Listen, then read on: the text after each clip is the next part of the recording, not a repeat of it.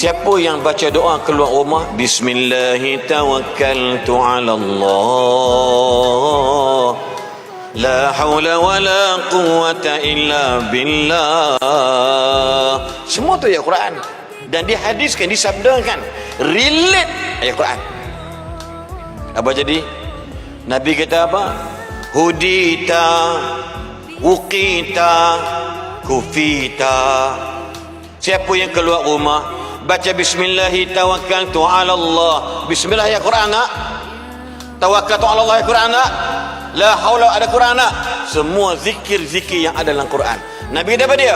Hudita, dia dapat petunjuk. Wuqita, dapat keselamatan. Kufita, dapat kecukupan. Dan berkata syaitan, kami dah tak boleh nak dekat dengan orang yang baca ayat tersebut.